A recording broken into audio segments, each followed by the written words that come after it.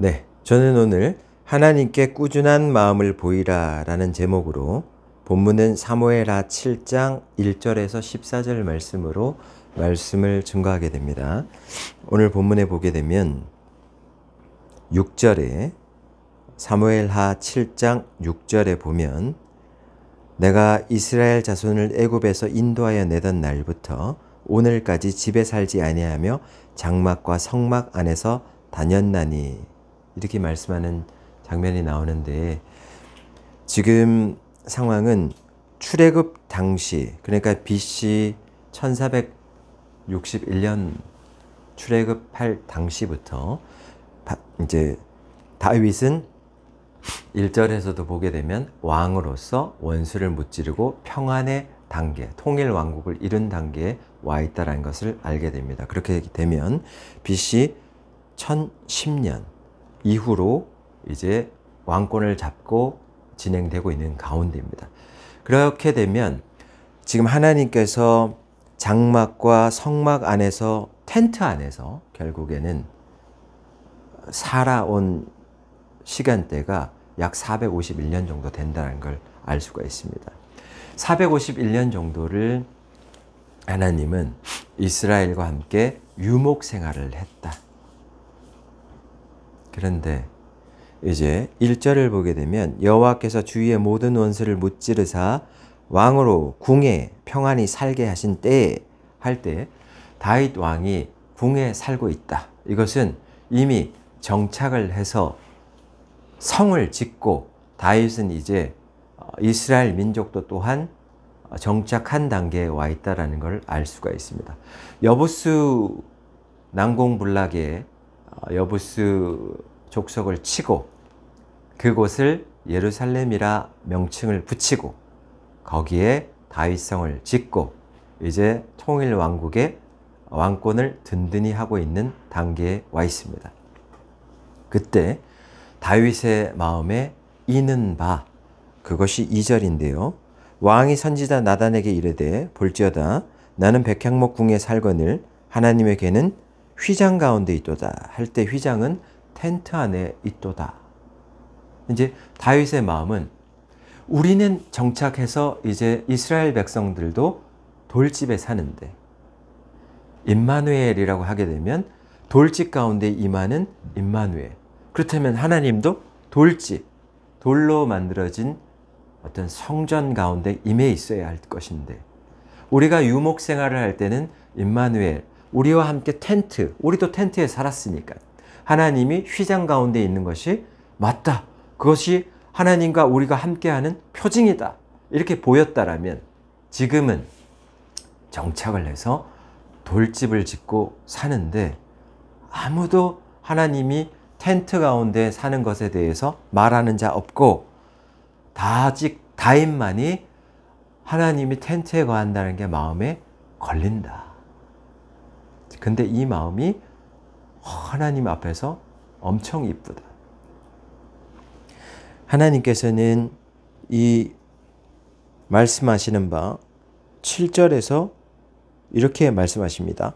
이스라엘 자손과 더불어 다니는 모든 곳에서 내가 내 백성 이스라엘을 먹이라고 명령한 이스라엘 어느 지파 가운데 하나에게 내가 말하기를 너희가 어찌하여 나를 위하여 백향목 집을 건축하지 않느냐. 이렇게 내가 너희는 이제 돌집에 사는데 나는 왜 휘장에 있느냐, 왜 돌집을 안 지어주느냐, 이렇게 한 번이라도 말한 적 없는데 다윗이 자발적으로 하나님이 텐트에 있다, 나는 돌집에 이 훌륭한 다윗 성에 사는데 하나님은 텐트에 있다, 나는 이게 마음에 걸린다, 그런 얘기를 하고 있습니다.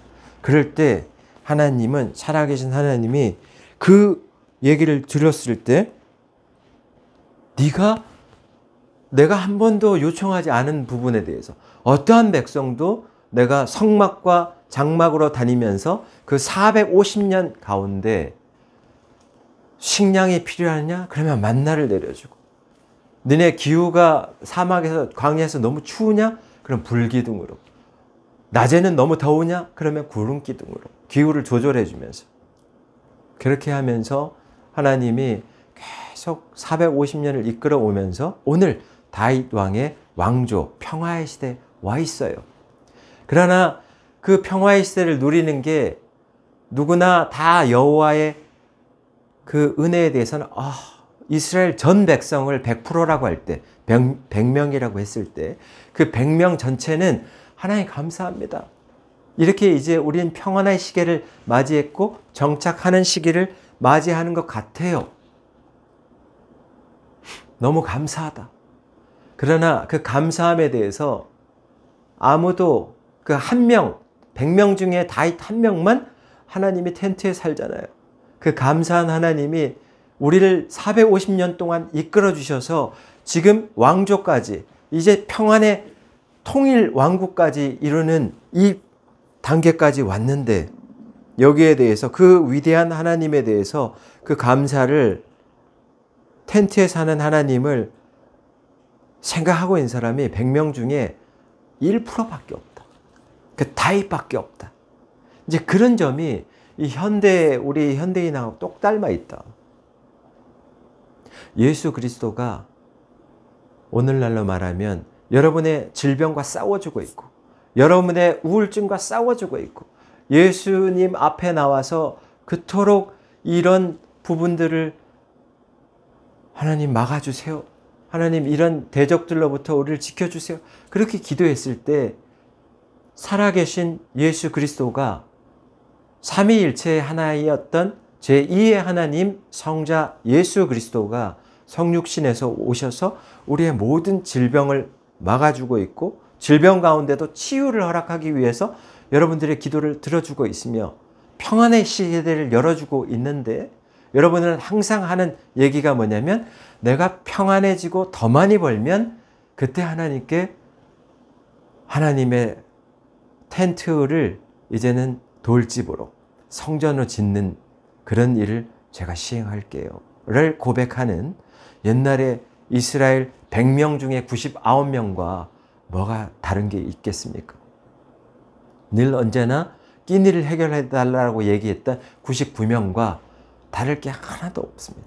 하나님은 여전히 여러분들을 많은 끼니를 해결하고 기후를 해결하고 어떠한 어려움들을 돌파하는 것들을 통해서 살아계심을 증거해주고 계신데도 불구하고 여러분은 다윗과 같은 마음을 갖지 못한다.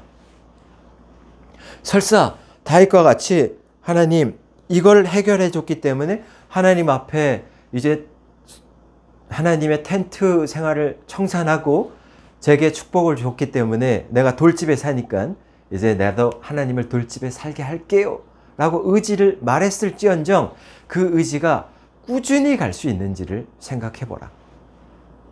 어떤 것을 선포했을 때 하나님 이제 성전을 짓겠습니다 라고 마음 먹었을 때 그 다음 부딪히는 것이 뭐냐? 하나님을 믿고 지속적으로 이 일을 해낼 수 있는가에 대한 갈등이 바로 온다. 그러니까 어떤 아이디어를 내고, 지금 다윗은 하나님이 성막에 계시다라는 그 부분에 대한, 이러면 안 된다. 하나님도 돌집에 거해야 된다. 성전에 거해야 된다라는 그 애절한 그 생각, 그것이 얼마나 애절한지, 그게 한번 현대인들이 축복받았기 때문에 나도 하나님을 이제 천막에서 돌집으로 옮기는데 나도 기여할게요 라고 말은 뱉을 수 있지만 실제 그걸 꾸준히 할 수 있는 그것이 다윗과 같은 마음을 가질 수 있겠느냐, 100명 중에 1% 안에 들어갈 수 있겠느냐 라는 것을 오늘 하나님은 말하라는 것입니다. 저를 통해서. 이것은 마치 어떤 것과 같냐면, 일본집에 국수집, 맛집이 있는데 이 국수집에 비밀이 있어요. 영업 비밀이. 이것이 다윗이 했던 것과 똑같은 비법을 얘기하고 있기 때문에 제가 이 예화를 가져온 겁니다. SBS의 달인이라는 방송이 있지 않습니까? 맛집을 찾아가고 비밀을 공개해 주세요. 그래서 이제 일본의 그 맛집을 찾아갔고 비밀을 공개해 주세요. 그랬더니 그 고수가 흔쾌하이 그러더니 비밀을 공개합니다. 전면 공개하겠다. 그래서 순간 와, 저 비밀을 다 공개하면 저 사람들 영업에 지장받는 게 아니겠는가 생각했는데 반전이 있더라. 비밀이 뭐냐? 비싼 고기를 매일매일, 나는 손님이 한 명, 두 명 찾아오는 걸 상관하지 않는다. 그 한 명을 대하는 태도가 비싼 고기를 드리고, 비싼 재료죠. 그리고 노동의 강도가 실로 말할 수 없을 정도입니다. 고기를 우려내고 삶아내고 다시 취장하고 하는 그 노동의 강도를 다 오픈했는데, 와, 이거는 이 비법을 웬만한 사람은 따라할 수가 없다. 그 정도로 굉장한 강도와 굉장히 고퀄리티를 꾸준하게 사용하는 겁니다. 이게 우리 비법이다. 우리 일본 고깃집의, 고기 국수집의 비법이다라고 얘기하는 겁니다. 그렇게 하면서 이 사람이 딱 한마디를 던졌습니다. 우리처럼 품질을 꾸준히 유지할 수 있는 거 아무나 못할 것이다. 그 얘기입니다. 오늘 다윗이, 오늘 현대인들이 다윗처럼 아이디어를 낼 수가 있어요. 축복받았다. 하나님을 이제 천막에서 돌집으로 옮기자. 다윗처럼 똑같이 아이디어는 낼 수 있다. 그러나 그거를 지금 일본 국수집처럼 고퀄리티로 꾸준한 재료를 투입하면서, 그러면서 노동의 강도는 계속 대처하면서 그 품질, 그 마음, 그 아이디어를 꾸준히 밀고 갈 수 있는, 죽기까지 밀고 갈 수 있는 일본의 고깃집의 그 사장과 같은 마음을 가질 수 있겠느냐. 오늘 다윗은 그 마음을 가졌다. 그걸 뭘로 증빙할 수 있느냐. 다윗은 죽기 전까지 이 마음을 품었다라는 것이 증빙으로 나오는데, 역대상 22장 2절에서 6절을 보면 내가 성전을 짓고 싶습니다 얘기했는데 하나님이 말합니다. 역대상 22장 7절에서 10절 사이에 넌 전쟁 많이 했다. 네 손에 피를 많이 흘렸다. 성전을 지을 수 없다. 그러나 네 아들이 짓는다. 네 아들 이름은 솔로몬이다. 그 얘기를 했습니다. 그래서 다윗은 너무 하나님 앞에 그 천막에 거하고 있는 하나님 앞에 자기는 그 천막에 거하는 하나님을 돌집으로 거하고 싶어하는 그 마음에 너무 애절해서 역대상 22장 2절에서 6절을 보게 되면 다윗이 이스라엘에 거류하는 이방 사람을, 석수들을 많이 모아가지고 솔로몬이 성전을 건축하기 전에 재료를 계속 쌓아 놓는 경우를 보게 됩니다. 하나님 성전을 건축한 돌을 미리 다듬어 놔라. 왜? 하나님의 영광은 위대하기 때문에 내 아들이 솔로몬이 하나님의 영광을 위대하는 걸 표현하지 못한다라면 내가 알려주리라. 이 모은 재료로. 하나님은 천막에 갈 뿐이 아니다. 그러면서 또 역대상 22장 3절에 보면 여러 문짝에 쓸 못, 그리고 거물 못에 쓸 것, 그리고 쓸 철을 많이 준비해라. 무게를 달 수 없을 만큼 심히 많이 놋을 준비했다는 얘기가 나옵니다. 또한 나무가 필요하지 않겠습니까? 4절에 보면 백향목을 무수하게 많이 준비해놨다. 어디를 통해서? 두로와 시돈을 통해서. 자기는 성전을 못 짓지만 성전에서 살아가는 매일매일 하루하루가 자기 스스로는 나는 성전에 살고 있는데 나에게 축복 주신 하나님은 왜 천막에 사는가? 이렇게 하면 안 된다라는 것이 매일매일 재료를 쌓고 있는 다윗의 마음입니다. 하나님은 꾸준한 다윗의 마음을 보고 있는 겁니다. 일본 국수집이 비법은 다 공개했습니다. 아이디어는 다 낼 수 있어. 성전을 짓자 하나님 앞에 다 낼 수 있지만 일본 국수집이 이렇게 고퀄리티로 노동의 강도를 올리면서 비싼 재료를 쌓으면서 꾸준한 품질을 내기 위해서 난 최선을 다한다라는 그 마음을 그대로 실행하는 사람은 100명 중에 다윗밖에 없더라. 그리고 그 국수집이 유명한 이유는 소수더라. 그렇기 때문에 거기가 위대해지는 겁니다. 여러분, 다윗은 죽기 전까지 하나님의 성전을 지어줘야겠다는 그 마음이 꺾이지 않습니다. 역대상 22장 5절에 보면 다윗이 이르되 내 아들 솔로몬은 어리고 미숙해서 여호와를 위하여 건축할 성전은 극히 웅장하여 만국의 명성과 영광이 있게 하여야 할지라. 그러므로 내가 이제 그것을 위하여 준비하리라. 다윗이 죽기 전에 많이 준비했다.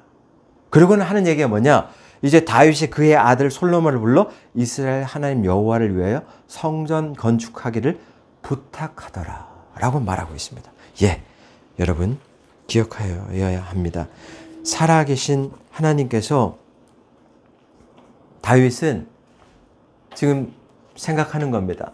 자기가 저 옛날 자기의 사무엘을 보내서 여기에 하나님이 세울 자가 있다 한다. 이새는 이 명령을 받고 아들들을 내 앞에 앉혀라. 그런데 7명이 다 앉혔는데 사무엘에게 하나님께서는 내가 기름 부을 자 없다. 이거밖에 아들이 없느냐? 아니 뭐 있긴 한데 지금 그 아들은 별로 왕이 될 상은 아닙니다. 얼른 데려와라. 나 그가 오기 전까지 먹지도 쉬지도 않으리라. 기다리리라. 다윗이 왔고 그때 하나님의 여호와의 영이 확 부으면서 기름 부을 자다 사무엘아. 기름 부어라. 너는 왕이 될 것이다. 라는 그 말과 함께 기름이 부어졌던 그 10대의 다윗은 하나님의 기름 부음을 기억했고 많은 고민을 13년 동안 엄청난 고생을 많이 하고 쫓겨다녔지만 결국 하나님이 오늘 본문을 통해서 왕이 모든 원수를 무찌르고 통일 왕국의 왕이 되게 했을 때 다윗의 마음 안에는 나는 목동으로 살아갈 수밖에 없던 보잘것 없었던 내 아버지도 나를 인정하지 않았던 목동인데 하나님은 나를 인정하고 기름을 부어주고 초라한 나를 왕이 될 것이다. 내가 너와 함께 할 것이다. 라고 말했기 때문에 이 다윗은 이걸 평생의 가슴에 심는다. 여러분, 현대인도 마찬가지입니다.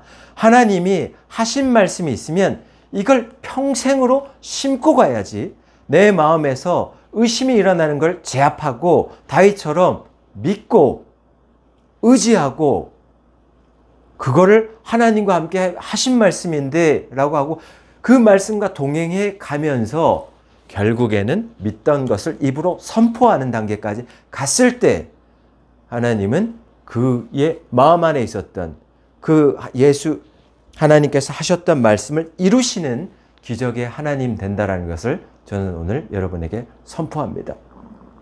다윗이 하나님께 큰 축복을 받게 되는 비결은 하나님이 하셨던 기름 부을 때부터 하나님의 은혜가 내게 넘치나이다.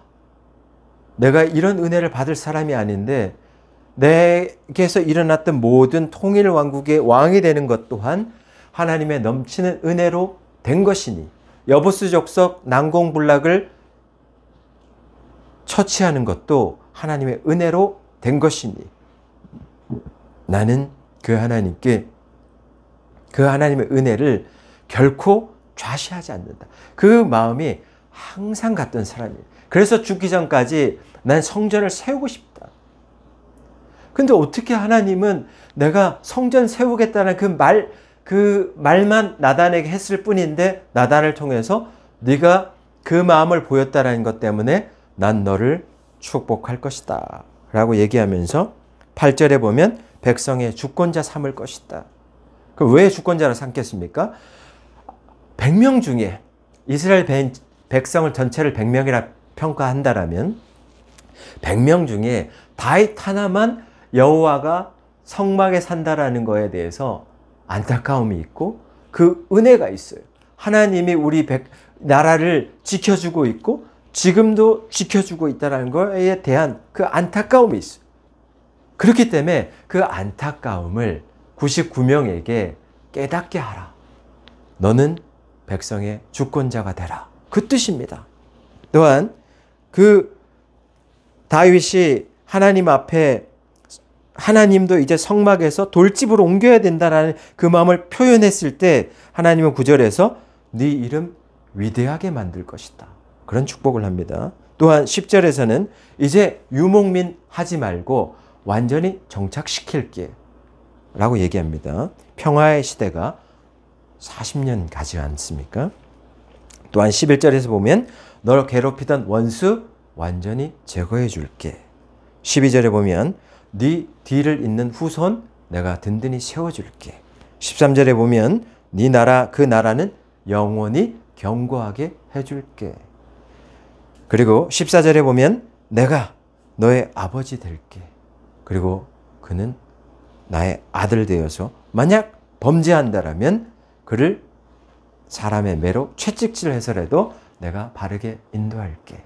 나는 이런 축복을 다윗에게 했다. 다윗은 하나님 앞에 돌집을 지어주고 싶어요. 나도 살고 있는 이 매일매일의 한날 한날의 이 다윗 궁에서 사는 것처럼 하나님 왜 천막에 살아야 됩니까? 하나님 궁전을 짓고 싶습니다. 라고 말했을 때 이미 하나님은 그 마음을 보시고 이런 축복을 할게. 미래적으로 얘기해 준 겁니다. 그렇게 할 때 다윗은 그 뒤편에서 사무엘하 7장 전체를 읽어보시면 아시겠지만 다윗이 머리 숙여 하나님 앞에 고백하는 기도가 있어요. 도대체 제가 무엇이 관데 이 초라한 저에게 이렇게 많은 축복을 미래적으로 해주십니까? 그러고는 그 약속을 믿는다. 그게 중요한 거예요. 그 믿는다라는 게 언제까지 가는 겁니까? 오늘 제가 말했듯이 역대상 22장 5절까지 가는 겁니다. 다윗이 그 축복을 믿고 다윗이 죽기 전까지 하나님의 성전을 꼭 무궁하게 찬란하게 하나님께서 이루셨던 그 성전은 반드시 영광 가운데 건축돼야 된다. 많은 재료를 죽기 전까지 계속 준비하고 있는 다윗의 모습에서 하나님이 너를 미래적으로 축복한다는 것을 계속 부여잡고 있는 다윗을 보게 되실 겁니다. 오늘 저는 얘기합니다. 하나님께 꾸준한 마음을 보이셔야지 하나님이 어떤 걸 열었다 다칠 수도 있어. 다윗도 그랬으니까. 13년 고생했지 않습니까? 왕이 된다라고 했는데. 그러나 그럼에도 불구하고 그 하나님을 믿고 나가는 거다. 그 하나님 살아계심을 믿고 나가는 자가 오늘 하나님의 일을 할 수 있는 것이다. 저는 그 얘기를 하고 싶은 겁니다. 그러니까 다시 한번 얘기합니다. 하나님의 성전을 짓고 싶다. 마음은 먹었지만 그 다음 부딪히는 것이 하나님을 믿고 지속적으로 이 일을 해낼 수 있을까에 대한 갈등이라고 말씀드렸습니다. 믿음의 갈등은 하나님 당신이 어떤 결단을 내려야 하는지에 대한 하나의 전환점인 거예요. 여기서 진짜 하나님을 믿고 정말 실행하면서 꾸준히 나갈 것이다.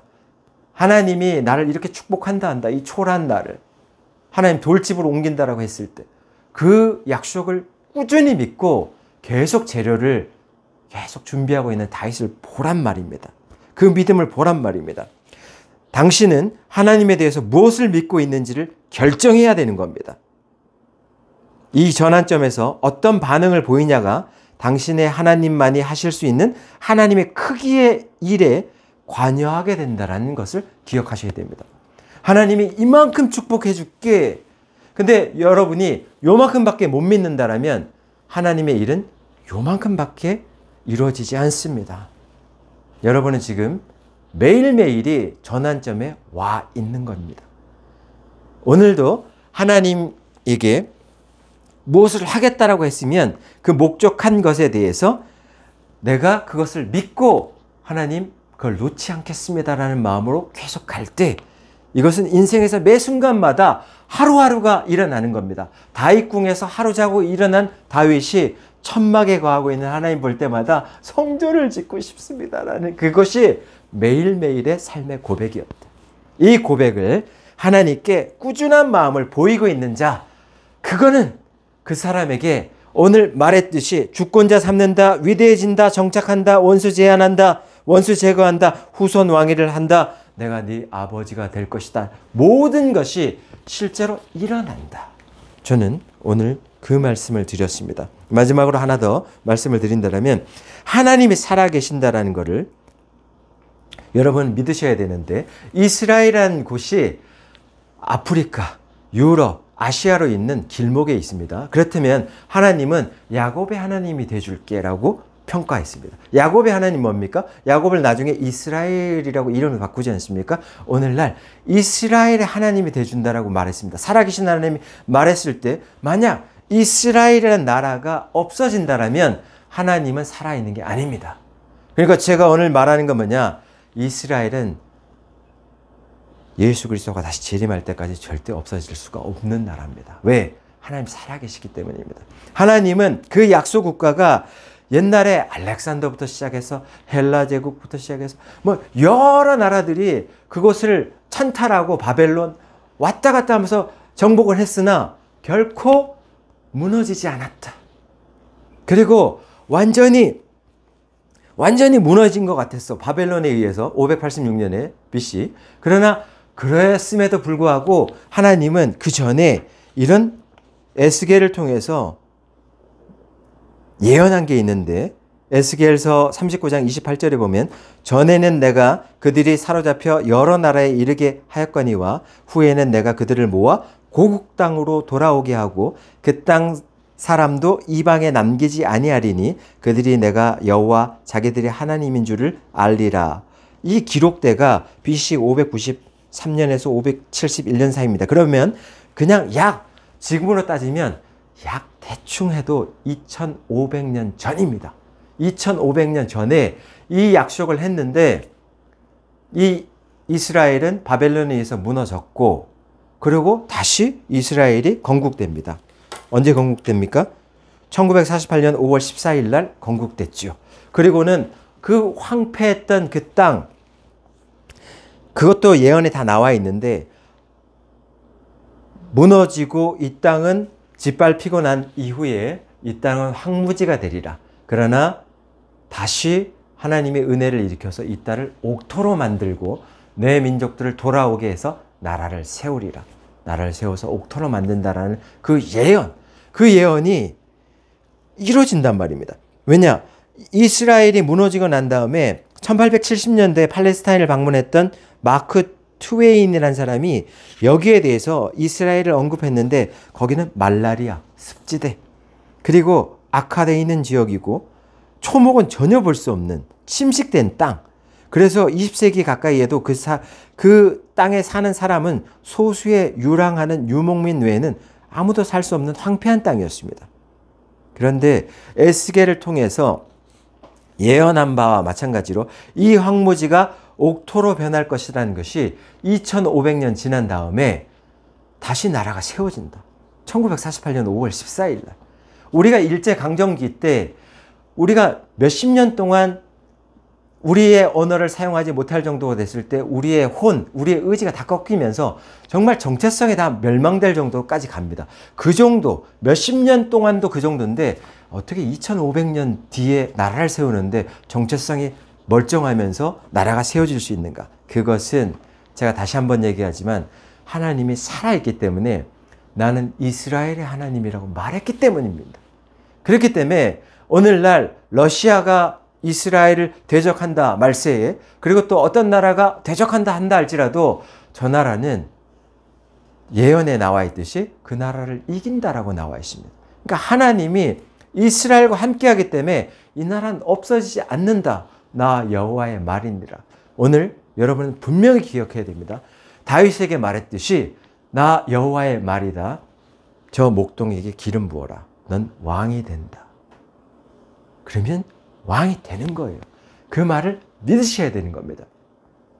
마음에 의심하지 말고 믿고 꾸준하게 이루셔야 되는 겁니다. 일본집 국수집 그 사장이 말했듯이 나 비법은 다 공개했다. 정말 좋은 재료를 사용했고 정말 아침 새벽부터 밤 늦게까지 손님을 위해서 그 고깃국, 맑은 고깃국, 담백한 고깃국 하나 내기 위해서 엄청나게 불 앞에서 노동의 강도를 심하게 겪고 있다. 난 비법은 다 공개했어. 그러나 우리처럼 이렇게 꾸준하게 이 비법대로 꾸준히 할 수 있는, 실행할 수 있는 자가 있으면 나와라. 나 그래서 이거 다 공개하는 거다. 그리고 나와 같이 똑같이 손님을 대접할 수 있는 자가 많이 나오기를 바란다. 그 마음에서 말한 거다. 그래. 오늘 하나님이 다윗을 주권자 삼은 이유도 너와 같이 내가 천막에 거하는 걸 안타까워하는 자가 또 있는 것을 백성 전체를 다 일깨워서 너와 함께하는 여호와의 말에 의심하지 말고 다윗 너처럼 믿고 나갈 수 있는 자를 많이 세워라. 살리는 게 동역자들아 믿어라. 하나님이 함께한다. 하나님이 이렇게 진행한다라는 것이 감동이 왔다라면 믿어라. 그 다음엔 꾸준히 시행하면서 하나님께 꾸준한 마음을 보이라 라고 말한 말씀을 선포했습니다. 기도하시겠습니다. 하나님 아버지 감사합니다.